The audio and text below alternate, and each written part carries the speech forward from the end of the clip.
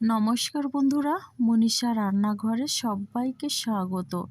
প্রতিদিনের মতো নিয়ে চলে এলাম আবারও একটা রেসিপি। আর এই রেসিপি কিন্তু গরম ভাতের সঙ্গে অসাধারণ লাগবে। তো প্রথমেই এটা দেখতে হলে বন্ধুরা লাইক দিয়ে দেখা শুরু করুন। ভিডিওটি ফুল ওয়াচ করবেন, এটাই আমার অনুরোধ রইল। আর ভালো লাগলে লাইক, শেয়ার, কমেন্ট এবং সাবস্ক্রাইব করে আমার পাশে থাকবেন।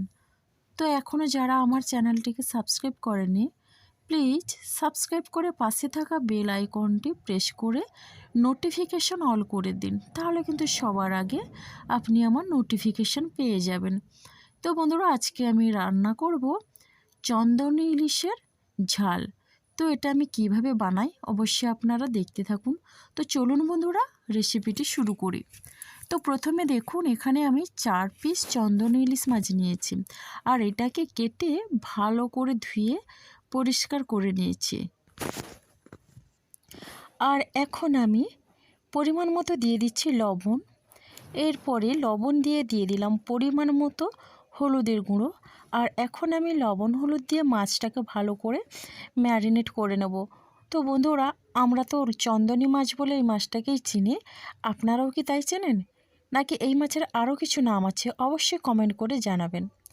তো যাই হোক, দেখুন মাছটাকে কিন্তু ভালো করে লবণ হলুদ মেখে নিতে হবে, তাহলে কিন্তু মাছের মধ্যে কিন্তু লবণটা বেশ ভালোভাবেই ঢুকবে, এতে করে মাছের টেস্টটা কিন্তু দ্বিগুণ হবে। তো মাছটাকে এইভাবে আমি মাখিয়ে নেব সুন্দর করে। আর এই মাছের ঝাল কিন্তু অসাধারণ লাগে। যারা এই মাছটা কোনোদিন খাননি, অবশ্যই এটা একবার ট্রাই করতে পারেন। আর আমার এই রেসিপিটি প্রথম থেকে শেষ পর্যন্ত অবশ্যই দেখুন, তাহলে বুঝতে পারবেন কিভাবে এই মাছটা এত স্বাদ হয়। তো যাই হোক, এখন আমি শুরু করব। তো তার জন্য আমি এখানে একটা মশলা করে নেব। মশলার মধ্যে এখানে আছে 1 চামচ সাদা সর্ষে আর 1 চামচ আছে কালো সর্ষে, সঙ্গে হাফ ইঞ্চ আদা। তো এটার আমি একটা মিহি পেস্ট করে নিচ্ছি। তো দেখুন বন্ধুরা, মশলাটা হয়ে গেছে। এদিকে গ্যাসে কড়াই বসিয়ে কড়াইটা গরম করে দিয়ে দিলাম সর্ষের তেল। অবশ্যই এই রান্নাটা সর্ষের তেলেই করতে হবে, আর সর্ষের তেলে করলে কিন্তু দারুণ লাগে খেতে। তো তেলটা আমি ভালো করে গরম করে নিলাম। আর এখন আমি মাছটা ছেড়ে দিচ্ছি। প্রথমে আমি 2টো মাছ ভেজে নেব। তো 2টো করে মাছ ভেজে নেব, একসঙ্গে আমি সব মাছ দেব না। তো মাছ ভাজার আগে ওই গরম তেলের মধ্যে একটু লবণ ছিটিয়ে দিয়েছিলাম, তাতে করে কিন্তু মাছটা ভাঙে না। তো যাই হোক, মাছটা হালকা করে আমি ভেজে নেব, আর খুব একটা কড়া করে ভাজবো না, তাহলে কিন্তু খেতে ভালো লাগবে না।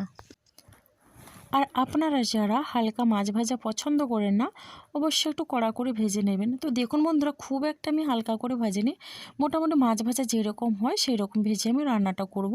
তো প্রথমেই 2 পিস মাছ আমি তুলে নিয়ে আবারও একই রকমভাবে আরও 2 পিস মাছ দিয়ে দিলাম। আর এই মাছটাকেও একই রকমভাবে আমি ভেজে নেব। তো খুব কড়া করে ভাজবো না, এটাও দেখুন। তো আমি এই মাছগুলোকে ভেজে তুলে নেব।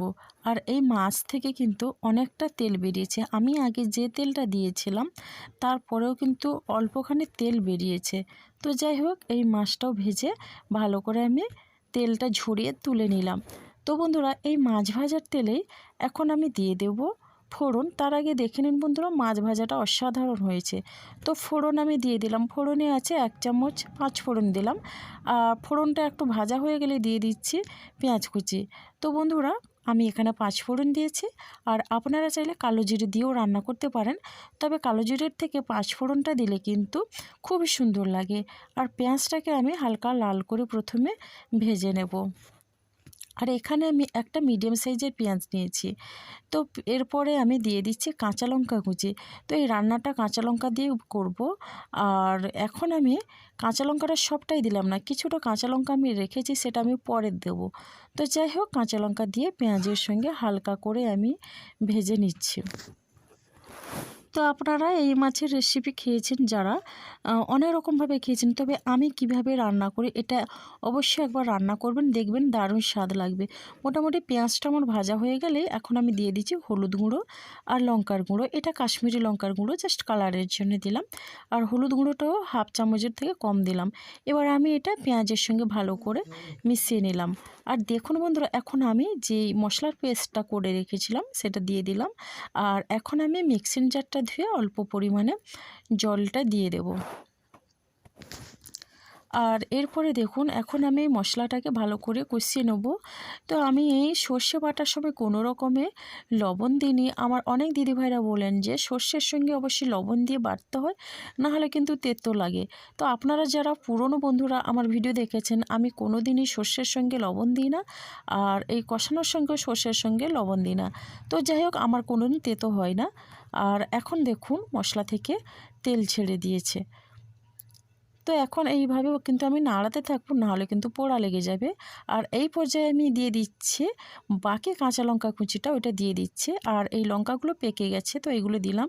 আর দেখুন বন্ধুরা তেল ছেড়ে দিয়েছে।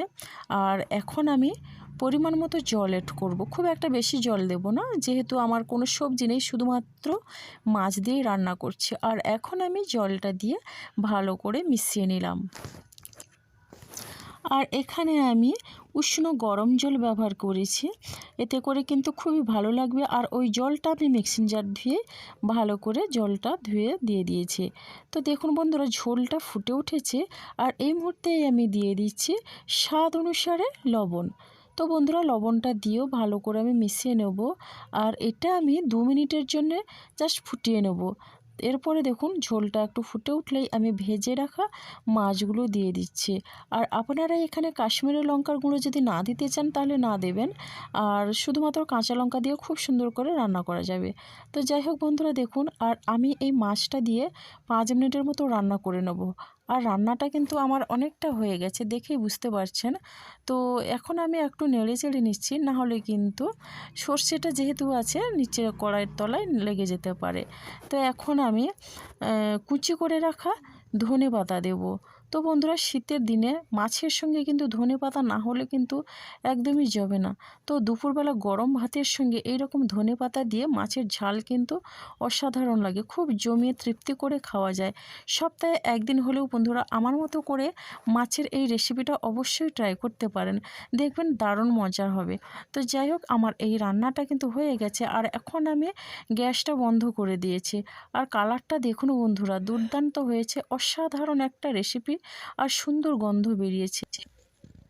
তো আপনারা যারা এখনও পর্যন্ত এই মাছটি রান্না করেনি, অবশ্যই আমার এই রেসিপিটি দেখে আপনারা বাড়িতে ট্রাই করতে পারেন। অসাধারণ হয়েছে এই রেসিপি। তো বন্ধুরা আজকের ভিডিওটি আমার এই পর্যন্ত। আগামীকাল আসবো আবার একটা নতুন রেসিপি নিয়ে। ততক্ষণে আপনারা সবাই সুস্থ থাকুন, ভালো থাকুন। আর অনেক অনেক ধন্যবাদ রইল আমার সোনা বন্ধুদের জন্য, সঙ্গে অনেক অনেক ভালোবাসা।